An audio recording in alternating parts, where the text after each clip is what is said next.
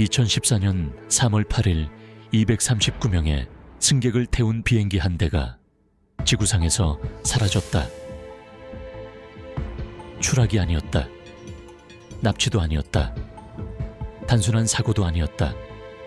레이더에서 사라졌고 통신은 끊겼고 그리고 그 어떤 설명도 지금 이 순간까지 완전히 맞아떨어지지 않았다. 이 사건의 이름은 말레이시아 항공 370편 실종 사건. 10년이 지난 지금도 세계는 여전히 묻고 있다.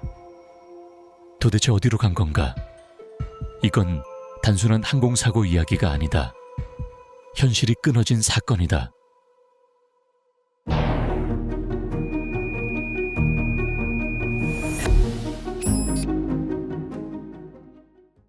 (2014년 3월 8일) 새벽 쿠알라룸푸르 국제공항. 말레이시아 항공 370편은 베이징을 향하는 정기 국제선이었다.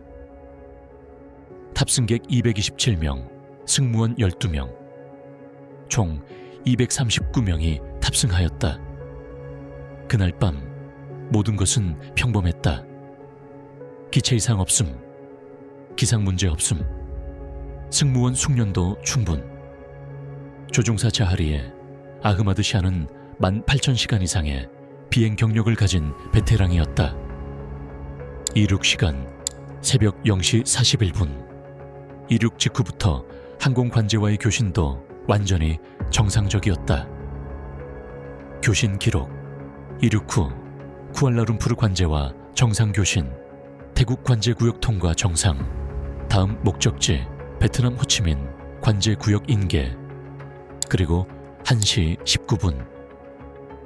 부기장 아흐마드 파릭이 마지막 교신을 남긴다.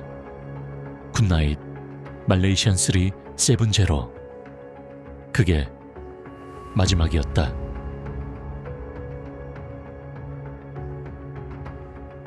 마지막 교신 직후 MH370은 베트남 관제구역으로 넘어가야 했다. 호치민 관제탑이 호출했다. 응답 없음. 다시 호출했지만 응답 없음. MH370은 응답하지 않았다. 그리고 몇 분 후 더 충격적인 일이 벌어졌다. 트랜스폰더가 꺼진 것이다. 트랜스폰더는 비행기의 위치 신호를 지속적으로 송출하는 장치이다. 이 장치가 자동으로 꺼지는 경우는 절대 없다. 누군가 껐다. 이 순간부터 이 사건은 단순한 사고의 범주를 벗어난다.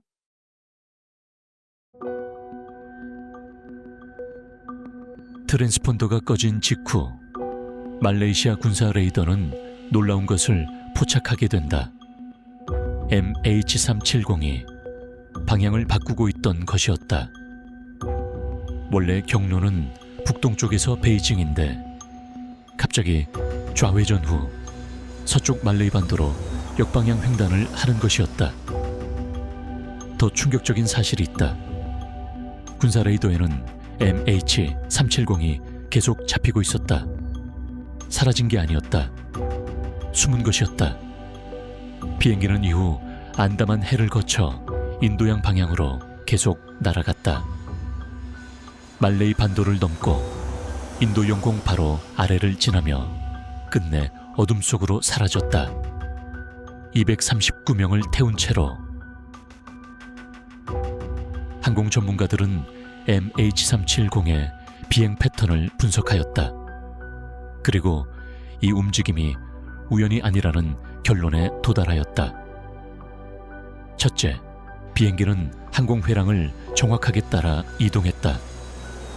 레이더 탐지를 최소화하는 경로였다. 둘째, 고도가 반복적으로 변화하였다. 레이더 각도를 피하는 전형적인 패턴이다. 셋째, 민간 레이더와 군사 레이더의 경계 지점을 정확히 이용하였다. 그리고 또 하나, ACARS 자동통신 시스템도 꺼져 있었다.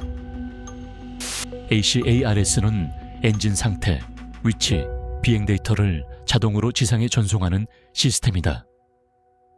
이것도 무조건 수동으로 꺼야만 작동이 멈추게 된다. 이건 사고가 아니다. 이건 훈련된 사람이 치밀하게 계획하고 실행한 행동이다.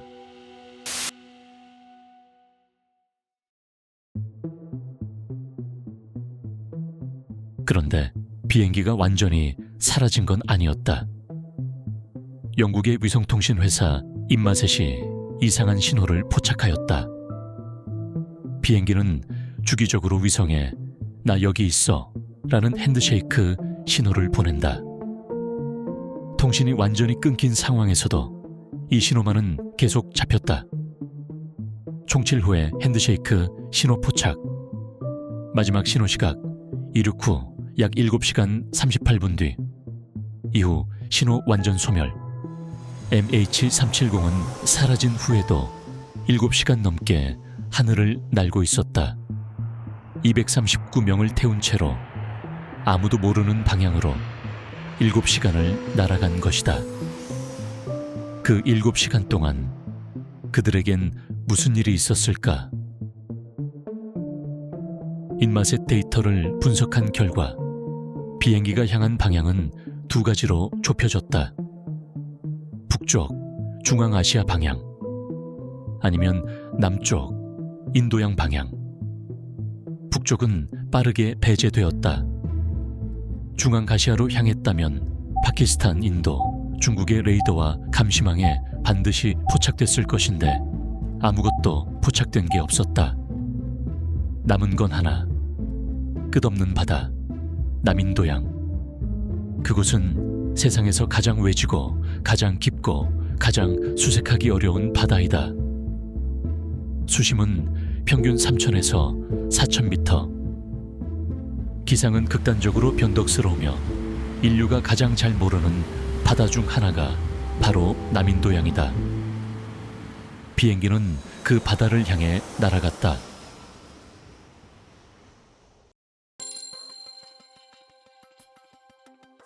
실종 후 1년이 지난 2015년 7월, 인도양 서쪽, 아프리카 동쪽의 작은 섬 레위니옹에서 비행기 부품 하나가 발견되었다. 플래퍼론, 날개 조종면 부품. 분석 결과 MH370이 것임이 확인되었다. 이후 모잠비크, 마다가스카르, 탄자니아 해안에서도 여러 조각이 발견되었다. 해류를 역추적하면 출발지는 남인도양 어딘가를 가리킨다. 하지만 결정적인 것들은 발견되지 않았다.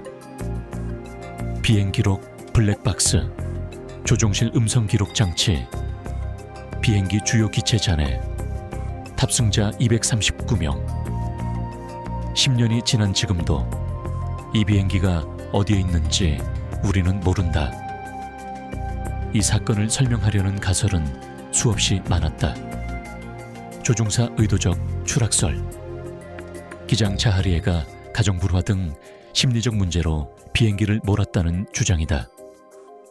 납치설, 탑승자 중 누군가 혹은 외부 세력이 비행기를 장악했다는 가설, 기내 화재 또는 산소 결핍설, 사고로 탑승자 전원이 의식을 잃고 비행기는 연료가 닿을 때까지 날았다는 주장이다.